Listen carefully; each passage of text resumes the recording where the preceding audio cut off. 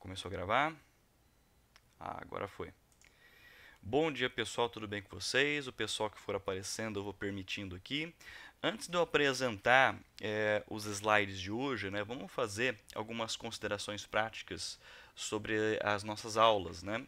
Quais são os temas principais, então, das nossas aulas? Só para recapitular as nossas discussões. Estamos falando, né, de conhecimento e de mente. Então, as principais disciplinas filosóficas que estamos discutindo aqui nas aulas de sábado, né, é epistemologia, teoria do conhecimento, e filosofia da mente, né?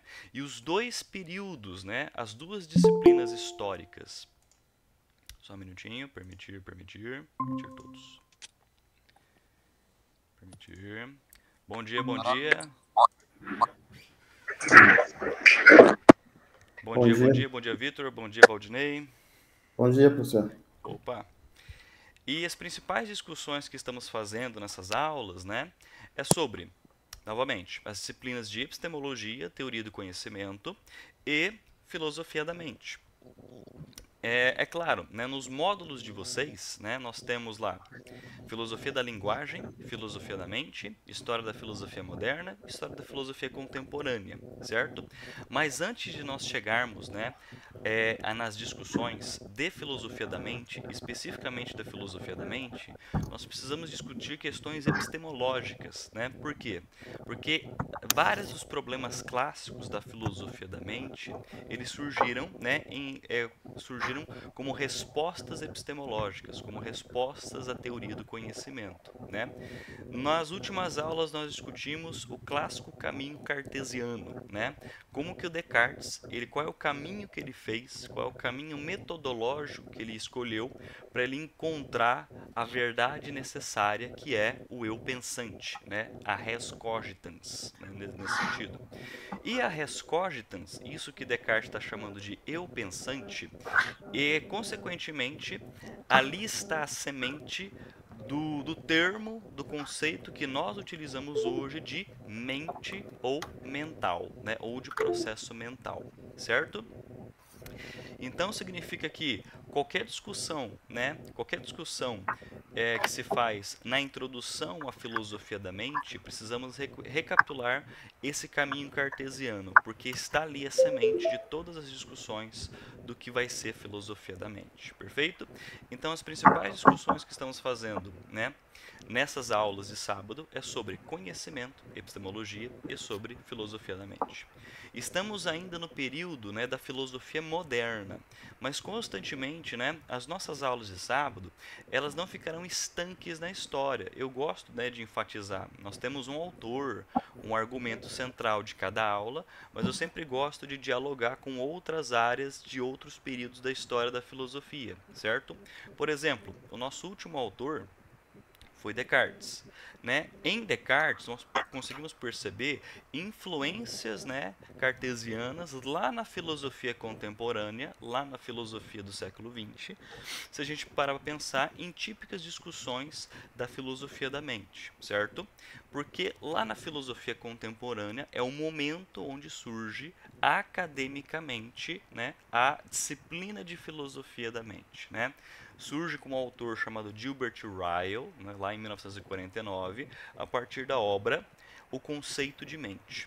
E o Gilbert Ryle ele responde, né, a essa perspectiva cartesiana. Ele discorda dessa distinção entre mente e corpo, porque ali então o Gilbert Ryle apresenta mais claramente, né, o problema mente-corpo, certo? O problema mente-corpo, né, o que é a mente? Ela é igual ao corpo, ela é distinta do corpo, e se ela for distinta do corpo, o que ela é exatamente? Ela é algo? Ela é algo imaterial? Ela é uma característica? Ela é uma relação? Ela é um processo? Ou ela é um termo que a gente usa na linguagem que não tem referência direta? É claro que nós iremos conhecer alguns filósofos no período contemporâneo que eles apresentam essa posição, que mente é um termo da linguagem, mas que não tem referência no mundo. E é claro, isso apresenta diversas consequências, certo? Mas existem outros filósofos no período contemporâneo, e isso é bastante curioso, né? que eles são dualistas, né? Mas, professor, os filósofos no período contemporâneo, século XX, os filósofos estão dualistas. Eles são dualistas da mesma natureza que o Descartes está no século XVII? Não, é um outro tipo de dualismo. Não é um dualismo metafísico, né? Porque o dualismo cartesiano, o dualismo de Descartes do século XVII, é um dualismo metafísico. Deixa eu colocar aqui no chat, né, para vocês se encontrarem. Descartes. Eu vou tentar descolar, pessoal, uma lousa virtual. Eu acho útil pra caramba, né? Descartes, ele é um dualista, né? Dualista metafísico. Mas tem um termo mais preciso, nesse sentido, que é dualismo de substância. Professor, Diga. por favor, por gentileza, Tranquilo. é dualismo o quê? Dualismo metafísico ou dualismo de substância. Substância. Obrigado. Perfeito. Então Descartes ele apresenta uma postura que ela é dualista metafísica, né? Ou de substância. O que significa ser dualista de substância, né? Que ele defende que o corpo ele tem uma substância e que a mente é uma outra substância, certo? Elas são de substâncias completamente distintas. Elas apresentam realidades completamente distintas. Ou para utilizar um termo filosoficamente mais acurado, uma terminologia mais acurada, né? Mente e corpo são, para Descartes, são ontologicamente distintos. Mente e corpo são ontologicamente distintos. O que significa? Que eles apresentam o estatuto de ser da mente é diferente do estatuto de ser do corpo, certo? Porque a mente ela contém uma substância, essa substância ela é imaterial e o corpo ele contém uma substância, essa substância ela é material, certo? Mas professor, como que podemos, por exemplo, segundo uma concepção cartesiana, eu tenho um corpo e tenho uma mente. Sim, você tem um corpo, você tem uma mente. Mas como que elas interagem, professor? Como que mente e corpo para Descartes elas interagem? Como que mente e corpo apresentam uma interação? Porque, por exemplo, quando eu tenho uma ideia, quando eu lembro de alguma situação que me deixou triste no passado, quando eu lembro dela eu choro. Então, por exemplo, é um elemento mental que causa uma reação física, né? Segundo essa concepção, eu tenho substâncias que são completamente distintas, que são realidades completamente distintas, mas elas apresentam uma relação causal uma na outra, certo? Então, por exemplo, quando eu começo a vasculhar minha memória, eu lembro de algo, né, específico, eu posso ter uma reação física, eu posso chorar, eu posso ficar alegre, né? E assim por diante. Assim, por exemplo, quando o meu corpo ele interage fisicamente no mundo, ele gera, por exemplo, elementos mentais, gera em mim ideias, certo? Então, a mente e o corpo são ontologicamente completamente distintos e a interação entre mente e corpo para Descartes é uma relação causal. Então, se eu colocar relação causal, ou seja, a mente causa efeitos no corpo e o corpo causa efeitos na mente. E isso, né? Isso mostra pra gente uma posição muito forte metafisicamente. Vou repetir, isso mostra uma posição muito forte metafisicamente. Só um minutinho, Valdinei. Tranquilo. E essa posição é causalidade. E hoje, né? E hoje nós iremos entrar de cabeça na filosofia de língua inglesa, né?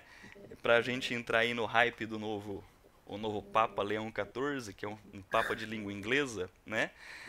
A gente vai entrar na filosofia de língua inglesa, embora não vai ser uma filosofia americana, mas é uma filosofia britânica, certo?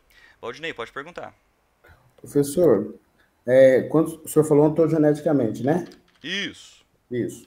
Minha pergunta é a seguinte: para o meu entendimento aqui, para o nosso entendimento, eu digo pela grandeza da turma. Tá, tranquilo. Ontogeneticamente, porque tem dois termos, né? Filogenético e ontogenético, Isso. certo? Uhum. Quando o senhor fala da forma como o senhor falou de como é que é? Ontológico. Valdinei, agora Ontológico? ontológico, isso. Tá.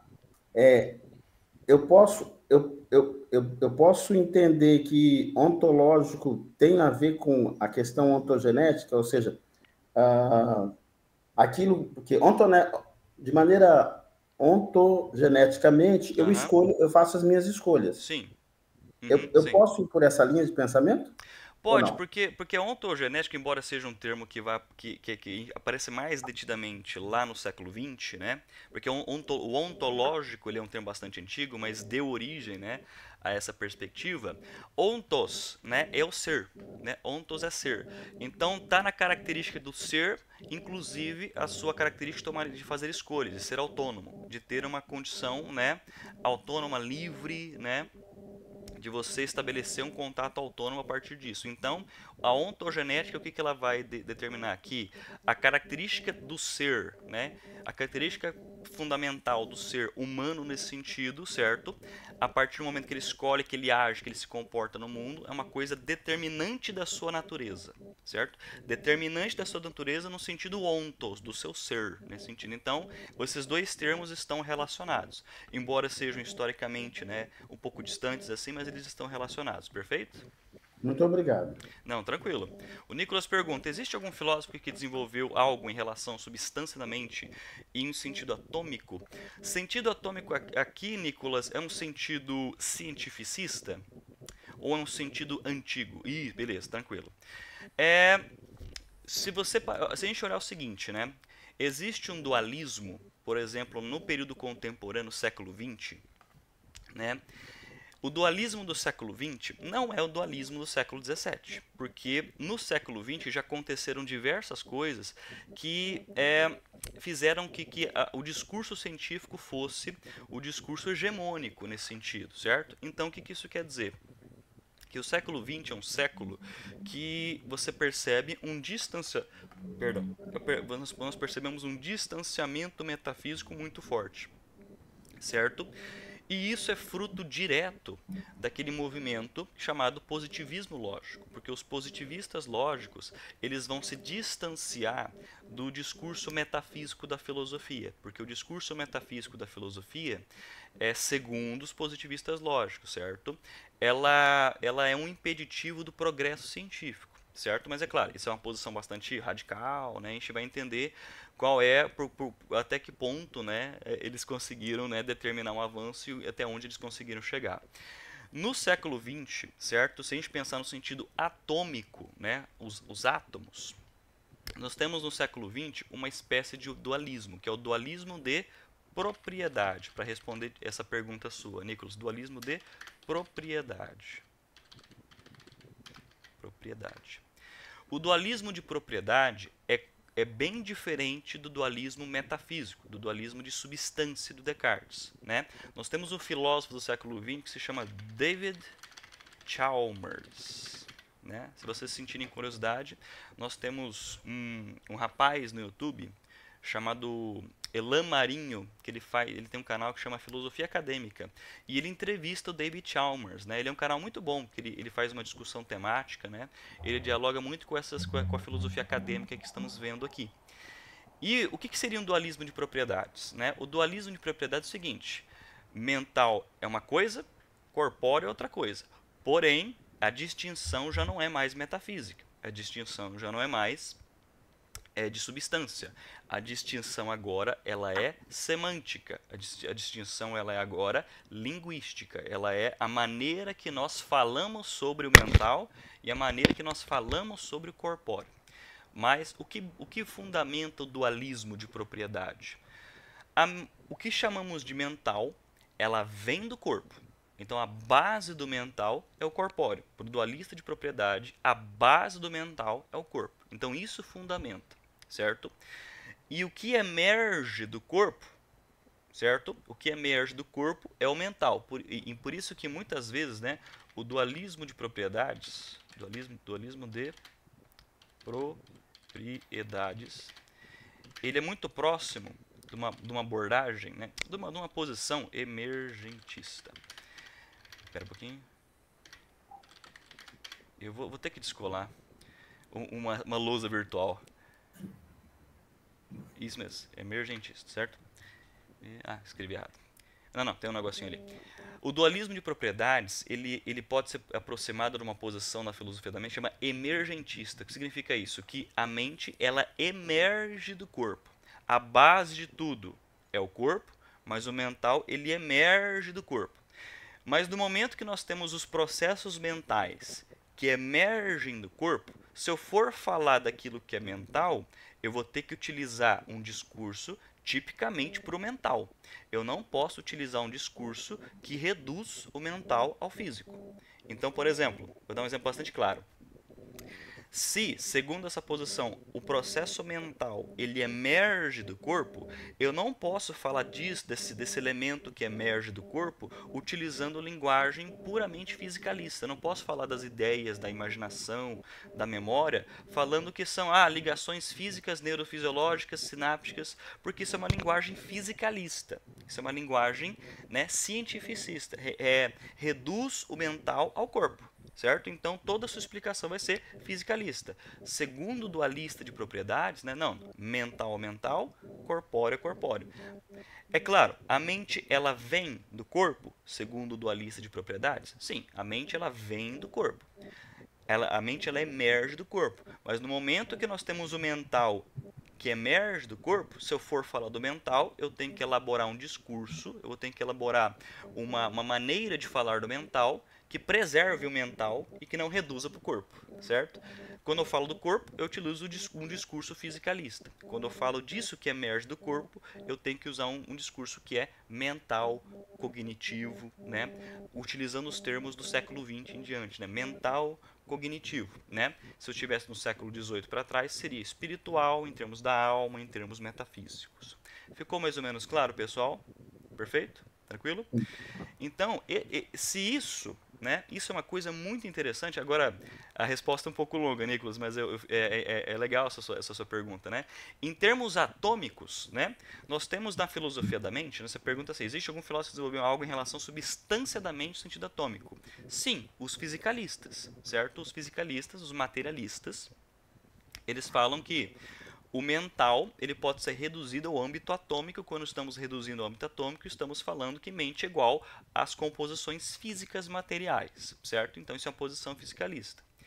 Por outro lado, nós temos filósofos que eles desenvolvem algo, né? Fala que a substância da mente no sentido atômico, nesse outro sentido, que é o sentido, né, do dualista de propriedades, né? Que a mente ela emerge do corpo, então a fundamentação dela ela é atômica, a fundamentação da mente é atômica, mas quando eu vou falar da mente, eu falo do mental, do cognitivo, eu não falo do corpóreo. Mas existem outros filósofos, né, que se eu for falar do mental, eu reduzo isso ao corpo, eu reduzo isso ao físico. São duas posições, né?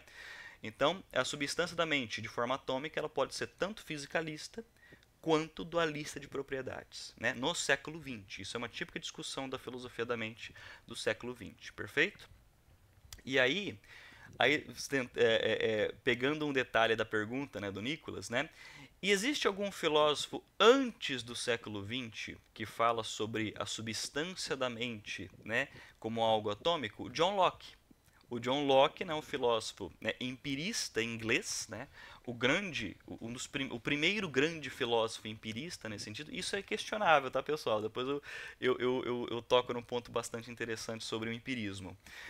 O John Locke ele fala que a natureza, o universo, é claro, nada vai passar da experiência para o John Locke. Então, para John Locke, né, o caminho dualista e o caminho das ideias inatas cartesianas não é um caminho correto para o John Locke, para o empirismo, né? E o John Locke ele fala que a realidade, o universo, ela é toda corporificada, né? Não existe, ou melhor, a conclusão que o John Locke chega é: não há substâncias que são imateriais. Vou repetir, para John Locke não há substâncias que são imateriais. Então, toda a realidade, todo o universo, ele é corporificado. Então, se toda a realidade do universo é corporificado, você vai explicar a substância da mente de uma forma corporificada. Logo, você vai explicar a mente, segundo as influências da ciência ali, vai dar consequentemente você vai olhar a mente de uma forma bastante atômica, de uma forma bastante, né, fisicalista. Perfeito, gente? Tranquilo? Perguntas muito boas, pessoal. Perguntas muito boas. Então, vocês podem ficar à vontade, né? E hoje, né, Pode falar, Valdinei. O microfone está desligado, Valdinei. Desculpa. Tranquilo. Em Locke não há substâncias Não há substância imaterial, né? imaterial. Imaterial, né? Ok, ok. A Obrigado. substância imaterial, ela, é claro, ela não pode ser verificada. Ela não pode ser. O critério de verificação aqui é um critério muito forte. Pode falar, Nicolas. Professor, Diga. ainda nesse contexto que a gente está falando, Ah, ainda mais fundo um pouquinho, teria algum que cite, sei lá, de alguma forma mais física mesmo, algo responsável pela produção da mente, ou isso ainda não aconteceu? no século XVII ainda não temos isso, né? No século XVII, no século XVII, XVIII ainda não temos isso. No século XX, né? Cientificamente falando, do emergentismo, né? Isso vai ficar mais claro somente ali, devido à influência de áreas como o próprio behaviorismo, pela neurociência, pelas ciências cognitivas. Isso vai influenciar bastante, né, os filósofos da mente, né? Isso vai influenciar bastante, né? Essa é a sua pergunta, Nicolas?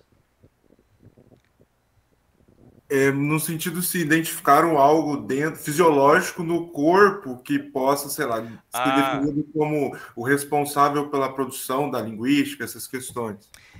excelente pergunta. Aí isso também vai apresentar posições bastante diferentes, né? Bastante diferentes. Se identificaram, você tem um dado, uma evidência do corpo que identificou algo que deu origem à linguística, ao comportamento, a isso que estamos chamando de mente, certo? Nós temos posições filosóficas que dizem, não identificamos nada ali que deu origem a isso, certo? Que deu origem, né, faz com que existe um quartinho no corpo humano, no componente material do corpo humano, que deu origem à linguagem, à mente, ao eu, à consciência, à identidade pessoal. Existem filósofos que defendem, não há nada que a gente consiga encontrar. Agora, nós temos outros filósofos, outros, né, especialistas. Um deles que vale a pena destacar aqui é o Noam Chomsky. Já ouviram falar do Noam Chomsky? Já a mulher dele é daqui de Poste Caldas, sabia? Sim, sim, verdade, né? O Noam Chomsky é um linguista muito importante, né? E ele tem uma posição que fala que a condição cognitiva do ser humano, ele tem uma capacidade inata para desenvolver linguagem. Então, isso denota uma perspectiva, né? Isso denota uma influência, é claro, né? A gente está aproximando de uma forma bastante simples assim, né?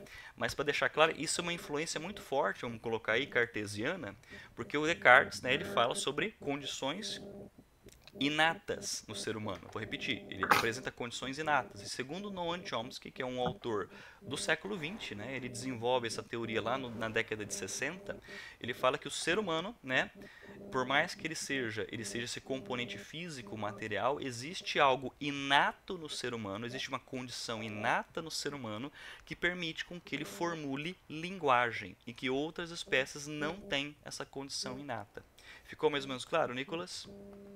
Sim, bem claro. E aí, Obrigado. isso, é claro, isso vai apresentar posições bastante diferentes. Então, por exemplo, o behaviorista radical, ele não defende isso. Para o behaviorista radical no século XX, não há nada inato no ser humano. Não há nenhuma condição inata. Agora, para o linguista, o Chomsky, né, sobre a sintaxe, né, a minimalista dele, ele vai falar que o ser humano ele tem uma condição inata que permite com que ele produza, formule linguagem e que outras espécies não apresentam esse inatismo nas suas condições. Perfeito, pessoal? Mais alguma pergunta? Mais algum comentário? Até 10. Obrigado, professor. Não, tranquilo. Isso é uma coisa que faz com que os debates sejam acirrados até hoje, né? Então, todas essas discussões, por mais que elas estejam presentes no século XVII, no século XVIII, isso faz com que os filósofos, né, eles percam os cabelos até hoje. E aí você olha, por exemplo, uma coisa muito curiosa. Isso é muito inquietante, né? Porque hoje a gente vai entender pelo menos um pouquinho a tradição empirista, né? Na próxima aula eu vou dar continuidade.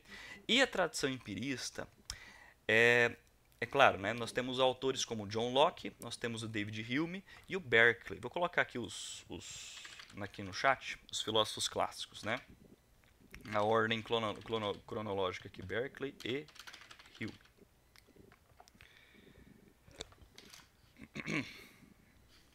Só um minutinho, pessoal.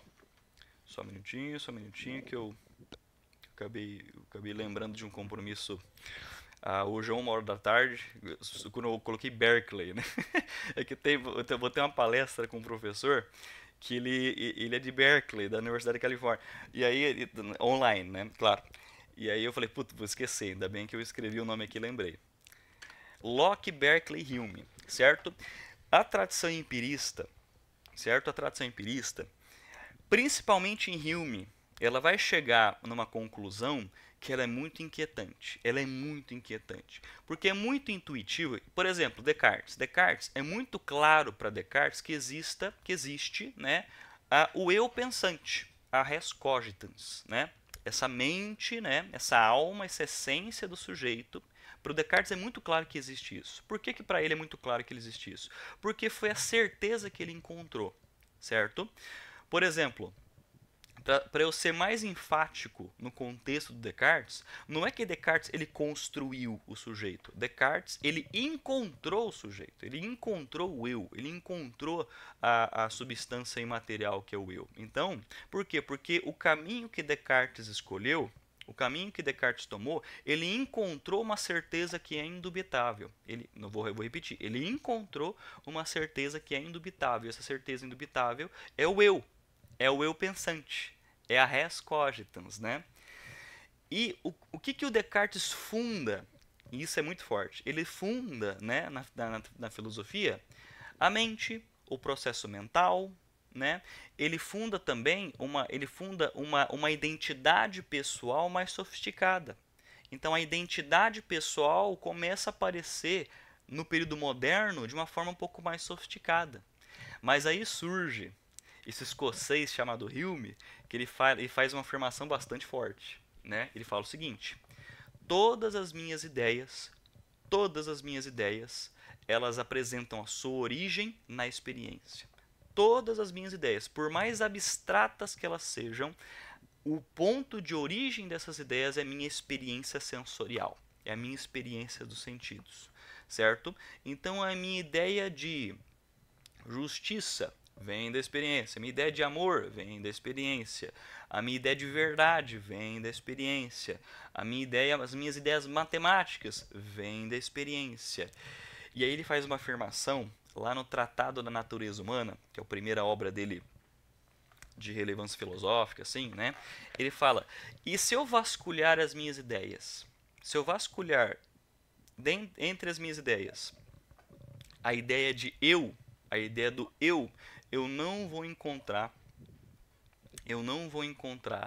uma origem na experiência. E isso é muito forte, né? O que isso quer dizer? Professor, significa que o Hume, embora seja um empirista, ele é um racionalista em relação ao eu? Pelo contrário. Ele vai dizer o seguinte, que por ele ser um empirista forte no termo, ele vai negar a identidade pessoal. Ele vai negar o eu. Já que eu não consigo vasculhar, né, a ideia, já que eu não consigo vasculhar a origem da ideia de eu, né, nas minhas experiências, logo a ideia de eu, ela é meio que ilusória. Mas quem vai chegar a essa conclusão não vai ser ele de maneira forte, vai ser filósofos que são herdeiros de Hume lá no século XX, certo? Por exemplo, o behaviorista e tendências da psicologia que são mais cientificistas, mais fisicalistas, eles vão deixar de lado a ideia de consciência, mente e desse eu. Mas como assim, professor? Parece que é uma coisa tão intuitiva, uma coisa tão próxima, dizer que eu estou aqui nesse momento, eu sinto aquilo, eu penso naquilo. Perfeito, mas a partir da influência humeana, inclusive essa ideia de eu, ela vai ficar mais esfarelada. Então, a perspectiva empirista, ela influencia muito radicalmente a postura cientificista do mundo, a postura positivista do mundo. E eu não quero que nós aqui, pessoal, assumamos uma posição, um juízo de valor em relação a isso não, tá? Mas é que são posturas bastante diferentes, né? Porque é muito intuitivo para a gente pensar por exemplo, o mental. A gente fala, por exemplo, constantemente a gente ouve na mídia, na conversa com as pessoas, precisamos cuidar da nossa saúde mental, que o mental é importante, que existem processos mentais e assim por diante, certo? Mas existem outras posições que vão falar que o mental, a mente, a consciência, o eu, elas são termos da linguagem que aparentemente não tem como posso dizer, um recorrente no mundo muito forte. Pode falar, Vitor.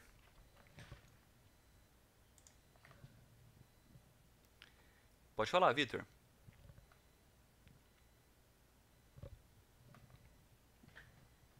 Dá para escutar agora, professor? Sim, dá sim.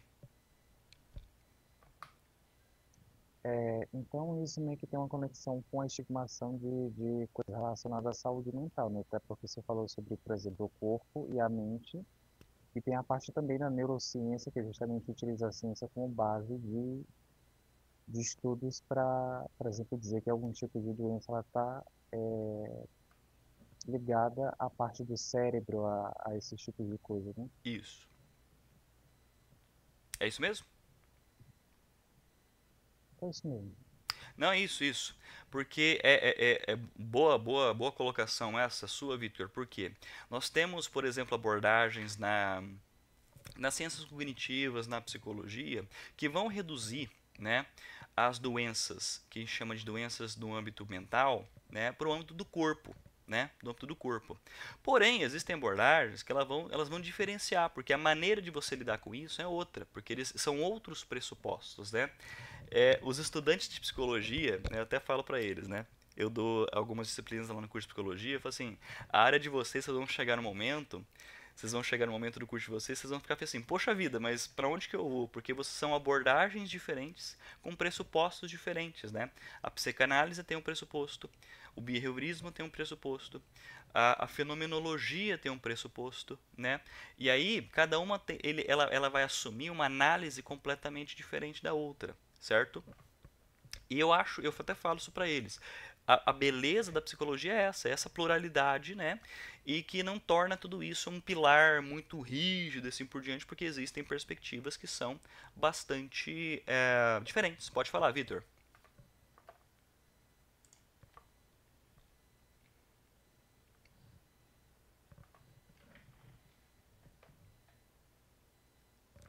Pode falar, Vitor. Acho que o seu microfone está desligado ainda. Na verdade, foi eu que deixei a mãozinha levantada, tinha esquecido de desligar. Tá, beleza. Pode falar, Valdinei. Professor, na questão da psicologia que o senhor está falando, Certo. é que as abordagens, né, Uhum. elas vão dar a visão de homem. Sim. Então o que acontece? Quando olhamos para a psicanálise vai, vou falar especificamente do Freud. Certo. Né? Freud vai olhar para ele e os seus discípulos vão olhar para essa questão de maneira, como eles dizem lá, do inconsciente, né? Sim, exato. O cognitivo, a terapia cognitivo-comportamental, os behavioristas, de certa forma, certo, vão olhar o comportamento. Isso, então, perfeito. Então, qual que é a visão? A visão é a seguinte, a maneira como eu penso determina a maneira como eu me comporto. Exatamente. Né? Uhum. E aí, se olharmos para a questão de Jung, nós vamos ver que Jung ele já tem uma outra visão, né? Exatamente. E a riqueza da psicologia está nisso. Exatamente. Nós caminhamos até o terceiro ano nós caminhamos juntos. Sim. A partir do terceiro ano, nós começamos, porque aí cada um tem que escolher a sua visão de homem e a sua abordagem, né? Exatamente. Eu de maneira particular, eu sou da TCC, Terapia Cognitivo Comportamental, que dentro dessa boa aula que o senhor está dando e nós temos, eu sou um behaviorista. Sim, sim. Né? Mas nós vemos riqueza nisso, como o senhor falou, grandes riquezas. Sim. Né? Isso é muito importante, muito bom. Só tentando aprender e contribuir, professor. Não, eu que agradeço, Valdinei, eu que agradeço. Não, é importante, né? Porque é o seguinte, o que é por exemplo, as características fundamentais do que é ser humano e o que é comportamento, e consequentemente isso vai levar a gente para questões do que é a prática científica, né? É muito importante a gente ter uma ideia de que elas podem ser revitalizadas, elas não estão completamente resolvidas, porque às vezes pode aparecer pressupostos, né? Porque essas são discussões da filosofia da ciência também, né? E é importante perceber que cada pressuposto apresenta, né, uma linha argumentativa. Por que ele se justifica dessa forma? Quais são as razões para ele se justificar dessa forma, certo? Eu compartilho, né, com a posição do Valdinei. Eu também tenho essa proximidade com o TCC, né, com o cognitivo comportamental, né? Mas é muito curioso, né? Até que ponto a gente, porque são inquietações, né? Eu sou da filosofia, né? As inquietações elas vão dizer pra gente sobre até que ponto podemos, né? Porque uma postura, né? Que é muito forte agora na filosofia de outros filósofos que olham para os positivistas lógicos até que ponto podemos reduzir, né? Isso que a gente está chamando de mental, isso que a gente está chamando de identidade pessoal, ao corpóreo, ou melhor, não só ao corpóreo, mas aquilo que a gente, até que ponto podemos reduzir ao observável nesse sentido, né? E aí assim, professor, mas qual é o argumento que poderia justificar essa posição de que existem coisas que o não observável, digamos assim, né? Pensa só, pode ser um argumento, isso é um argumento na filosofia da ciência, tá, pessoal? Típico da filosofia da ciência. Nós precisamos de aparatos para observar entidades, telescópios, né, microscópios, alguma câmera específica de quando a gente vai fazer uma interação, quando a gente vai fazer uma observação nos órgãos internos de uma pessoa. Beleza, isso é observação direta?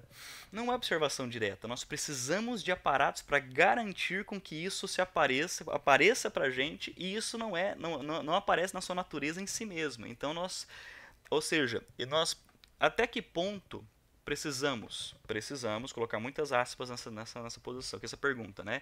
Até que ponto nós precisamos pressupor, até no âmbito da ciência, elementos que não podem ser observados? Até que ponto a ciência ela precisa pressupor elementos que não são observáveis? E isso coloca no debate do que pode ou não ser observado, né? Ou melhor, coloca em debate, ela debate com as posições que defendem muito fortemente que nós precisamos fazer ciência, precisamos fazer conhecimento somente com aquilo que podemos observar. E no âmbito, né, do behaviorismo, nós observamos o comportamento, né? Então vamos ficar com o comportamento. Então vamos deixar de lado aquilo que não podemos observar. É claro, isso é uma radicalização, né, das consequências da conclusão do argumento.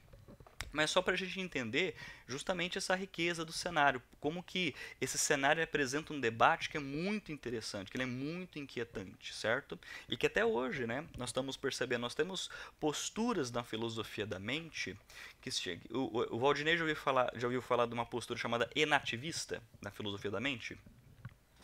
Já, professor. O enativismo, né, ele é uma outra definição do que seria, né, o mental. Por exemplo, a mente não é algo que está dentro aqui do sujeito, né, que está fechado aqui no sujeito. É a interação entre homens e o mundo, entre sujeito e mundo, né? Então o mental está nisso. O enativismo ele também é considerado como a visão, as teorias da mente estendida, né? O que seria mente estendida? Por exemplo, vocês, né, no dia a dia de vocês, infelizmente ou felizmente, né? Tem hora que é infelizmente, a gente utiliza celulares, certo?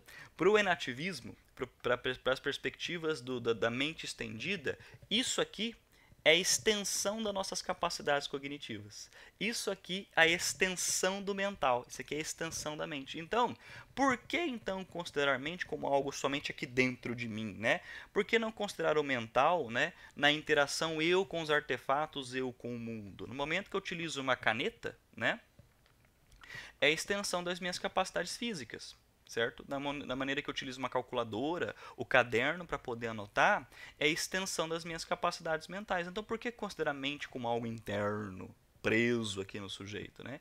É uma outra posição com relação ao que estamos chamando de mente, de mental, né?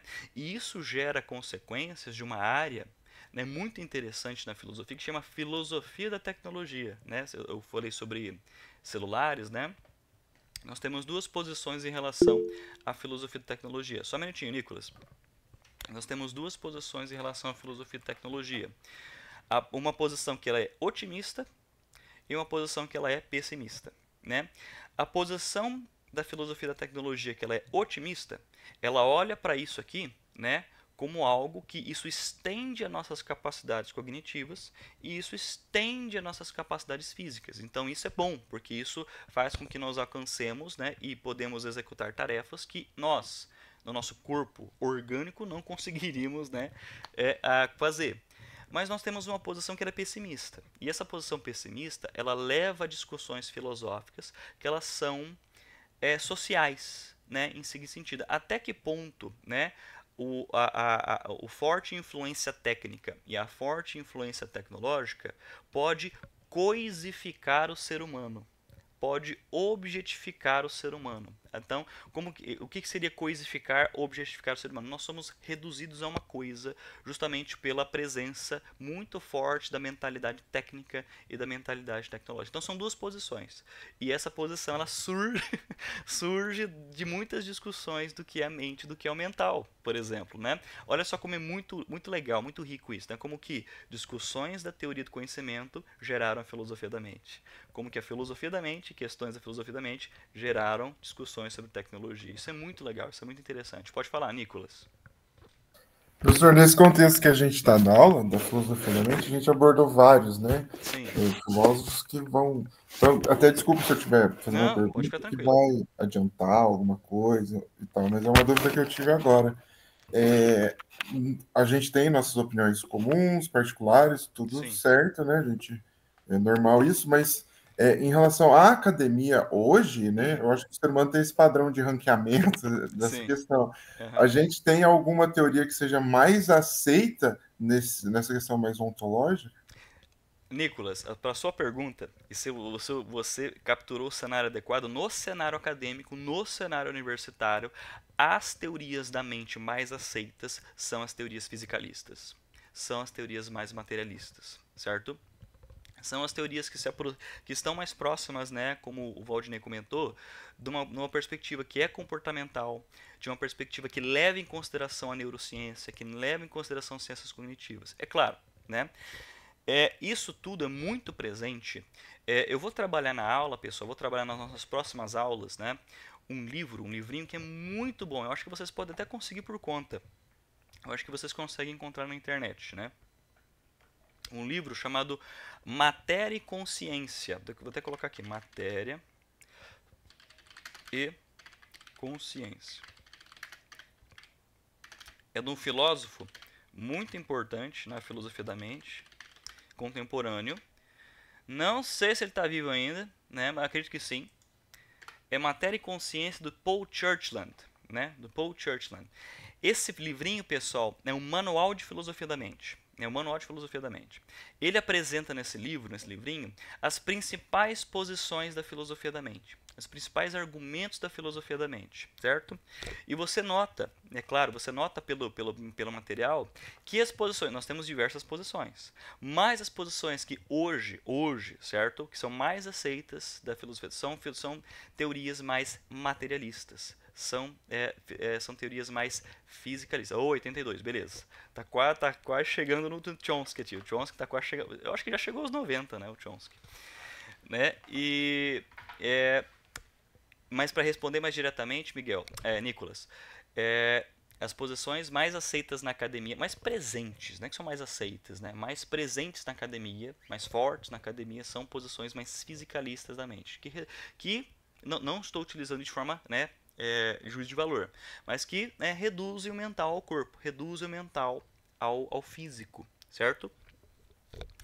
E isso tem influência, Nicolas, dessa tradição da filosofia, desse estilo de fazer filosofia, que é a filosofia analítica. A filosofia analítica, ela é muito próxima da ciência, ela é muito próxima do behaviorismo, ela é muito próxima da neurociência, e ela ela tem um distanciamento, é claro, ela tem diferenças, não distanciamento, ela tem diferenças de filosofias europeias, por exemplo, alemãs e francesas, né, que são mais metafísicas, são mais ligadas à psicanálise, são mais ligadas à fenomenologia, são mais ligadas ao estruturalismo, que são outras maneiras de você enxergar o ser humano e a natureza, o universo, né? E isso é muito típico de filosofias de língua inglesa. Então, por exemplo, hoje, né,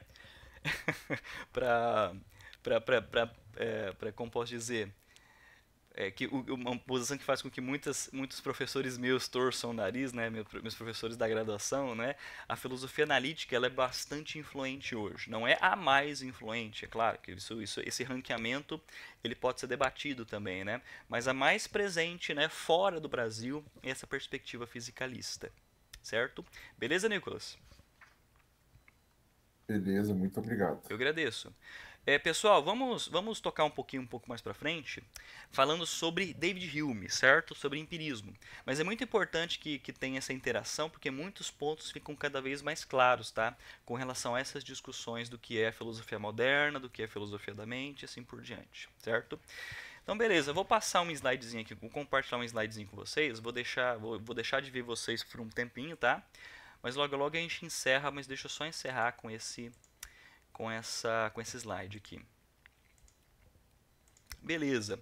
Aqui, pessoal, ó, não liguem para essa numeração aqui, tá? Esses slides eles estão presentes em outro material meu. Essa numeração aqui não tem relevância, tá?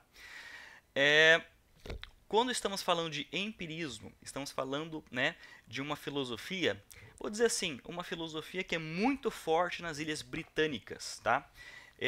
Dizem que o empirismo é tipicamente britânico, né? A gente pode até concordar, né, que ele é tipicamente britânico, só que não é exclusivo das Ilhas Britânicas. Nós temos posições empiristas, ou melhor, que têm proximidade com o empirismo, né? Na Alemanha, por exemplo, nós temos um filósofo da filosofia da linguagem, que nós vamos discutir nas nossas próximas aulas, que é o Frege, Gottlob Frege, certo? E ele apresenta uma perspectiva da filosofia da linguagem empirista. É claro, é muito mais forte, é muito mais evidente o empirismo nas Ilhas Britânicas, né? Na Inglaterra, na Escócia, na Irlanda, né? O John Locke é inglês, o Berkeley ele é irlandês e o Hume ele é escocês, certo?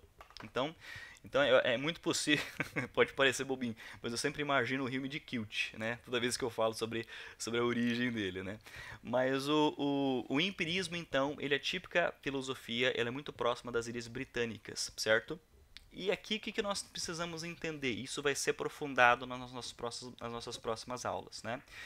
Toda a base do nosso conhecimento, porque em qual contexto nós estamos? Filosofia moderna. Na filosofia moderna, a pergunta que eles estão fazendo e a afirmação que eles estão fazendo é: toda a base de conhecimento, toda a nossa base de conhecimento vem da onde? Para o pensamento cartesiano, para o pensamento dualista, para o pensamento racionalista. A base do nosso conhecimento, ela é racional, é a razão, certo? Mas o Descartes ele não vai negar os sentidos. Ele vai dizer o seguinte, que os sentidos eles são melhor orientados, os dados que recebemos pelos nossos sentidos, eles são melhor orientados, certo? Pela nossa razão, pela nossa essência mental da nossa razão. E então ele precisou encontrar o eu pensante para ele fundamentar o caminho racional do sujeito que conhece o mundo. Mas para o empirista britânico, para o empirista das Ilhas Britânicas, certo?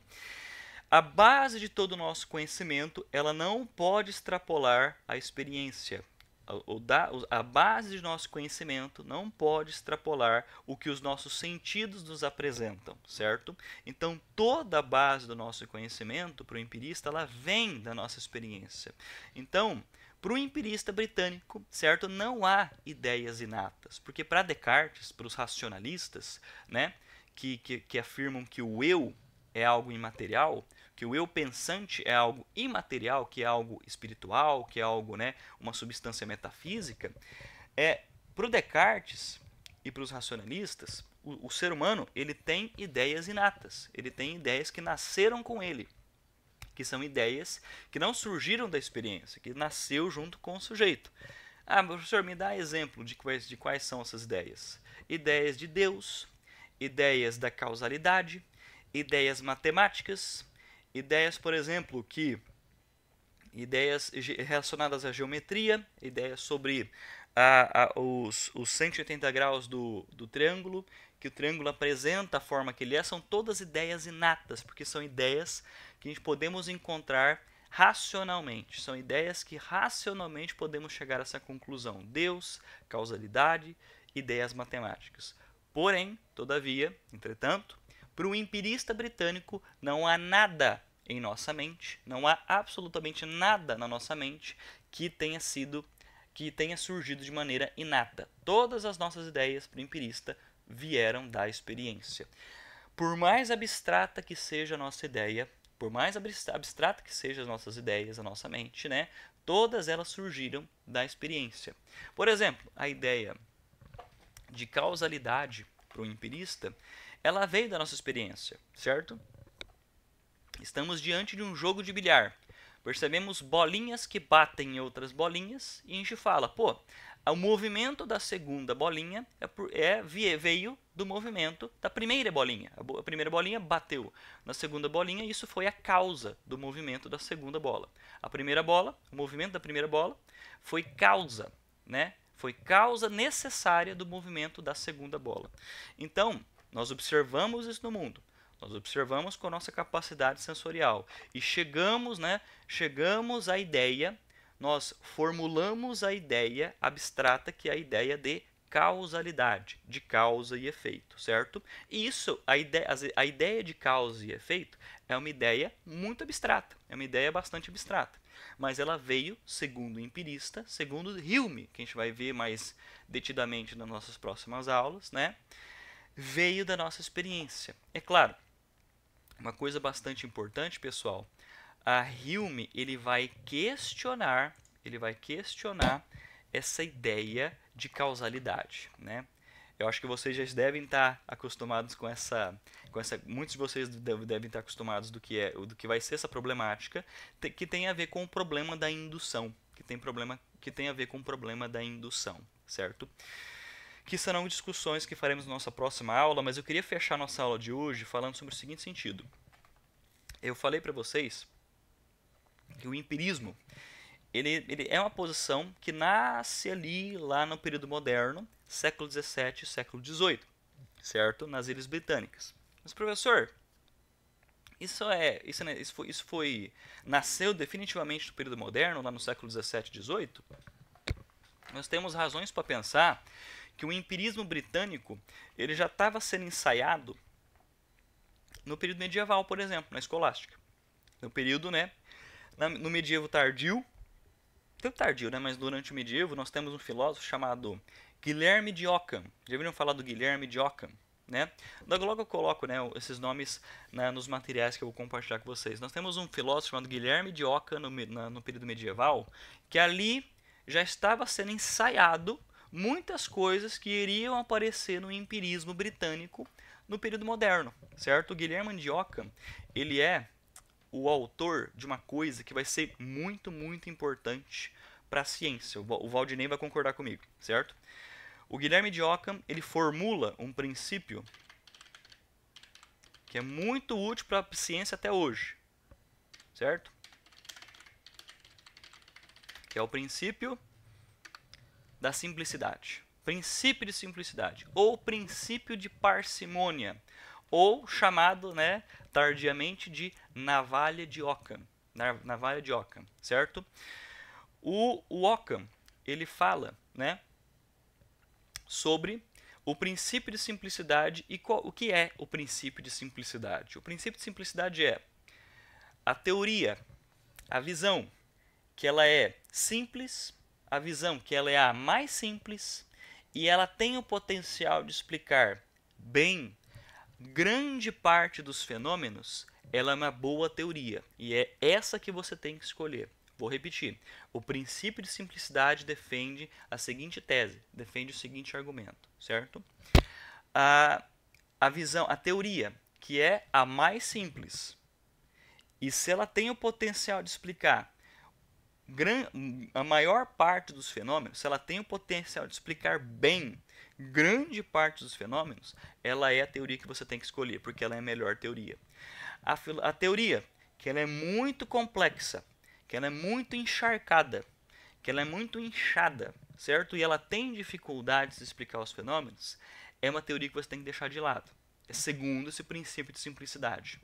E isso influencia muito os empiristas, influencia muito os empiristas britânicos no século XVII e século XVIII. Por quê? Porque esse princípio de simplicidade diz o seguinte: poxa vida, por que eu tenho que pressupor a mente como algo imaterial, como algo metafísico?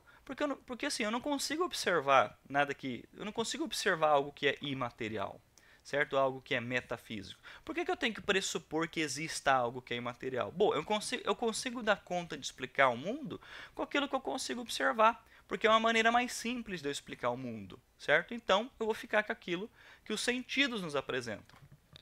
Eu vou ficar com aquilo que eu apreendo por meio da observação. Então, por que eu tenho que pressupor diversas coisas que eu não consigo observar? Então, isso é fruto direto do princípio de simplicidade que já veio, que veio com Guilherme de Ockham lá no medievo, lá no período medieval. É claro, não estou querendo dizer que o Ockham é um empirista, não no sentido, mas ele é o avô, do empirismo britânico. Podemos perceber que ele é o avô do empirismo britânico. Ele, o Duns Scotus, que também é o mestre Eckhart, que também tem essa perspectiva, e claro, e já é uma discussão que iremos fazer lá na disciplina de metafísica. Não sei se é uma disciplina que vai aparecer nos próximos módulos, mas uma discussão que a gente vai fazer na metafísica é o problema dos universais, que grande parte dos filósofos consideram como o maior problema da filosofia, o problema dos universais. E o Guilherme de Ockham, que é o pai do princípio de simplicidade, que é o avô do empirismo, ele tem uma posição, que é uma posição nominalista, que deu origem a muitas discussões da filosofia da linguagem. Perfeito, Fechando então a nossa aula de hoje, certo?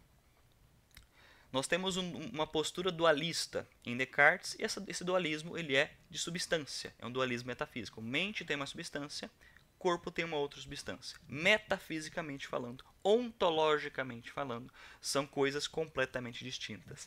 Porém, Hume, Locke, Berkeley, em especial Hume, que será o autor principal do empirismo aqui pra gente, para ele não há essa diferença, não há, certo? Justamente pela influência desse princípio de simplicidade, porque todo conhecimento todo conhecimento que nós temos no mundo, ele vem necessariamente da experiência, da experiência do mundo. E a nossa experiência do mundo nos informa que entidades imateriais, que condições imateriais, ela pode ser deixada de lado, porque nós não conseguimos verificar, não conseguimos encontrar padrões, não conseguimos encontrar previsibilidade. Então vamos ficar com aquilo que nós conseguimos apreender sensorialmente. Fiquemos então com a experiência. É claro, nós temos nenhuma posição é mais forte do que a outra, cada uma apresenta sua força e sua fraqueza, porque é um debate que ainda percorre, É claro, com outros termos, com outras formas até hoje, Mas é uma coisa bastante interessante para a gente mostrar o que é a postura racionalista, o que é a postura empirista. As nossas próximas aulas iremos conhecer Kant, e o Kant vai mostrar uma postura híbrida, nesse sentido vai ter suas diferenças, é claro, e muitos conceitos e argumentos do Kant vão influenciar uma área no século XX, que chamamos de fenomenologia. Ficou claro, pessoal? Tranquilo? Quer falar alguma coisa, Valdinei? Professor, não, na verdade, eu ia... Bom, vou falar, então. Tranquilo. Assim, primeiro agradecer ao professor pela aula, Sempre uma riqueza de aula, como Bianca sempre fala, e eu, na minha primeira participação, quando ela disse isso, eu peguei a aula pela metade e fiquei com aquela sensação de culpa, e pecado. Fique tranquilo. Usando essas duas questões. Mas, assim, sempre rica. E essa questão de contribuição, Quando eu falo da psicologia, não é que eu estou nela, Não, tranquilo, Estou tranquilo. estou em outras também, Sim, mas sim. pelo assunto, Aham. não há mesmo uma abordagem melhor que a outra. Na verdade, uma contribui para com a outra e Isso. faz com que entendamos, né, o mundo como um mundo onde nós podemos aprender, né, Isso. e não dividir, separar. Exato, perfeito, Nesse perfeito. sentido. Maravilha. Não, Mas, isso é importante porque filosoficamente falando, né, vou utilizar um termo na filosofia, né, que vale a pena a gente pensar muito, né, porque isso é muito presente na academia, né, Valdinei? Por exemplo, perspectivas que são muito dogmáticas, né, que impedem o diálogo, o debate e para a gente pensar, né, sobre pressupostos, né? E isso é muito importante. Isso mostra, na verdade, essa riqueza, né, essa multiplicidade para não deixarmos para evitarmos o debate, né? Existe muito nessa perspectiva, muito forte, né, na mídia, nas redes sociais, né? O impedimento do debate, né? O impedimento da gente discutir essas coisas academicamente falando, né? E vale a pena a gente olhar os pressupostos, né? Até que ponto podemos chegar com tais pressupostos, até onde, porque qual as principais perguntas que estamos fazendo aqui nessas aulas de sábado, né? Que eu até agradeço, né, Valdinei, não se preocupe com relação à participação, eu preciso da participação de vocês, né? É muito importante.